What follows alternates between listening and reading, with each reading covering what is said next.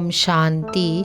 आज की मुरली 6 मई 2026 की मुख्य बिंदु। शिव बाबा ने कहा, तुम बच्चे बाप की याद से ही पावन बन सकेंगे।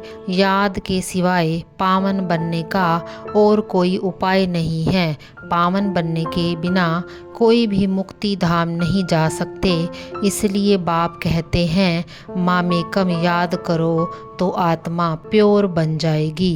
बाबा ने कहा, इस समय सारा भारत रावण से श्रापित हो गया है, इसलिए पूरे भारत की दुर्गति हो गई है।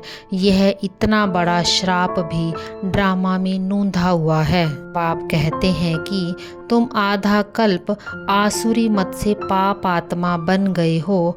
अब बाप की श्रीमत पर चलकर तुम्हें फिर से पुण्य आत्मा बनना है। बाबा ने कहा, हर एक बच्चे को अपने दिल से पूछना चाहिए कि हम कहाँ तक पुण्य आत्मा बने हैं। पुण्य आत्मा बनने के लिए तुम्हें तीव्र पुरुषार्थ करना होगा।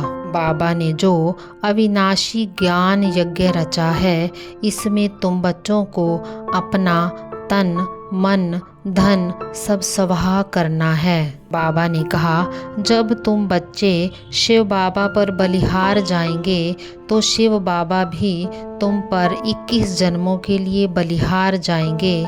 जब तुम्हारी आत्मा पवित्र बनेगी तभी ही बाबा तुम्हारी बलिहारी स्वीकार करेंगे।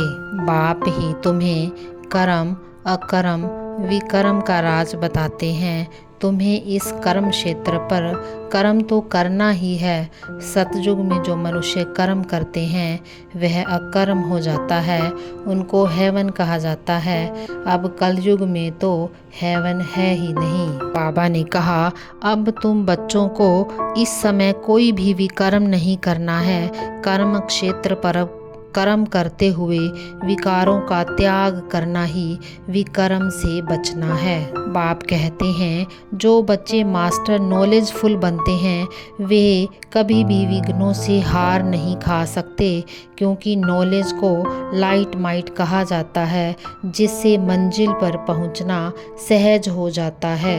बाबा ने कहा, तुम्हें ज्ञान की हर पॉइंट का अनुभवी बनने के लिए एकांत प्रिय बनना होगा और एकाग्रता का अभ्यास बढ़ाना होगा। ओम शांति।